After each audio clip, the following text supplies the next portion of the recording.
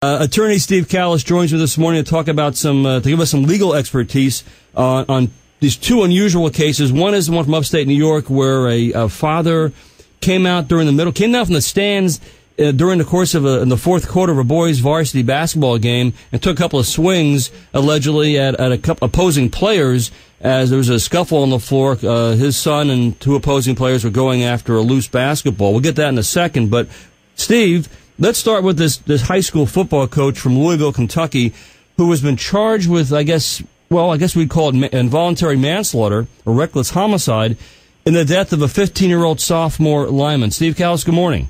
Good to be with you, Rick. This coach, David Stinson, he pleaded not guilty in the death of Max Gilpin, who passed out during this very, very hot day in late August. Due to heat stroke. It was 94 degrees. I guess that was the heat, the humidity, when the kid was running wind sprints at the end of practice, and he died 3 days later. Now, a couple of things about this. Obviously, one thing we have to bear in mind, of course, that I don't think the media did a great job in making this known.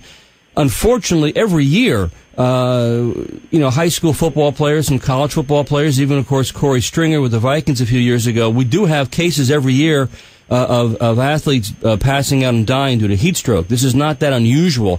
Maybe 6, 7 cases each summer.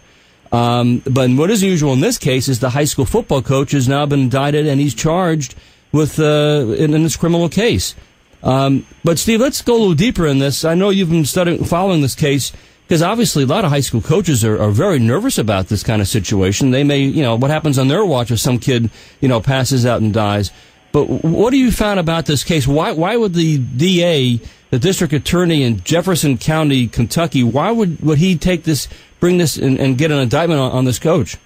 Well, that's correct, Rick. The practice took place on August 20th, 2008 at Pleasure Ridge Park High School in Louisville, Kentucky. And as you mentioned, you don't want to say this is a common occurrence, but it does happen 6 or 7 times a year and has for a number of years. The rub here now, of course, is that there's now a criminal indictment in Kentucky for reckless homicide, which is a Class D felony that is punishable from 1 to 5 years in prison. And the difference, I think, here from certainly other cases, as you know, most of the time when these things happen, a civil lawsuit is filed against the coach and or the school district. Even in the Corey Stringer case, there was a civil suit filed that was later settled against the hospital and the NFL. But here, at the time of the football practice, there was a girls' soccer game going on, and apparently they were in close proximity to each other, and a number of parents at the girls' soccer game allegedly heard and sent emails to the school, heard the coach, David Jason Stinson, who played for Louisville and was drafted by the Giants but never played in the NFL. He was Roman Obin's roommate at Louisville. People will know Roman Obin from the Giants. Mm-hmm. But in any event, some people overheard the coach apparently saying things like, I'm not going to give you water. You won't get water till I say you can have water. Apparently there were kids who were asking for water. And on this particular day, at this particular practice, the coach supposedly also said, and again, these are all allegations, Rick, the coach supposedly also said, you're going to run gassers or wind sprints or suicides, as we call them up here anyway, until one of you quits the team. And supposedly there are witnesses to all of that, and there are emails stating those kinds of things.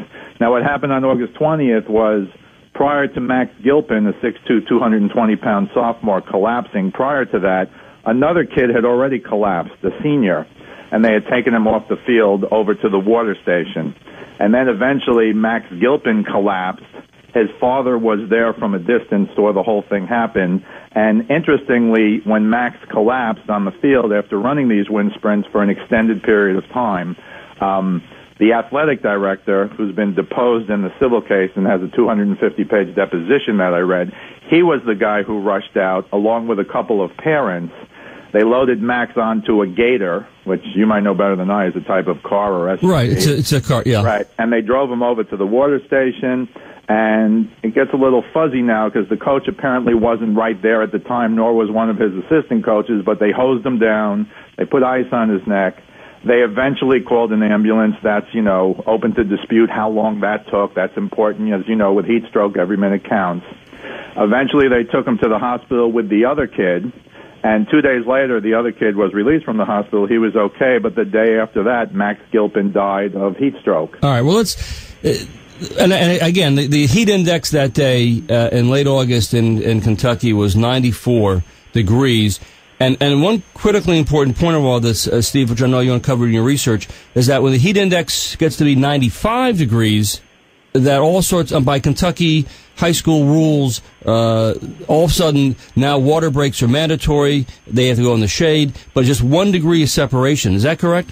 That's correct. And again, this is brought out in great detail in this 250-page deposition, and clearly in the civil case, that's what the plaintiffs are trying to show. But there have been allegations that the heat index that day was actually taken in the shade. And the reason it was taken in the shade, and this is just an allegation, is that the coaches didn't want it to be 95 because it kicks in different rules like, as you said, mandatory water breaks, more frequent water breaks, kids have to be in the shade. Apparently it's a whole new set of rules.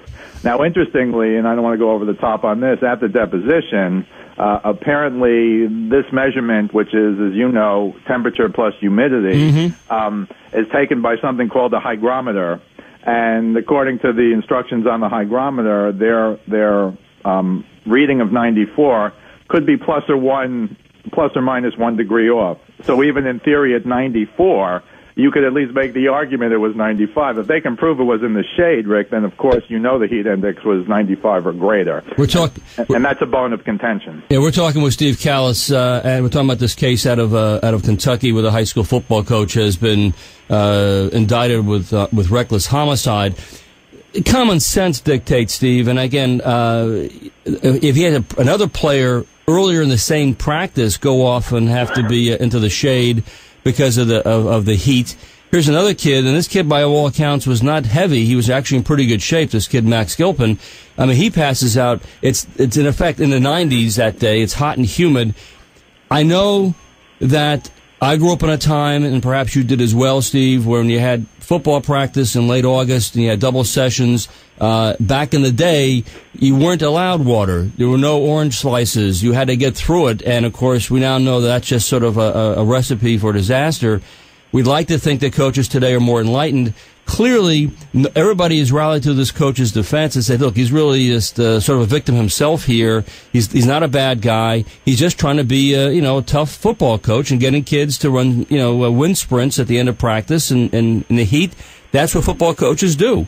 That's the concern. I mean, what is going to happen here?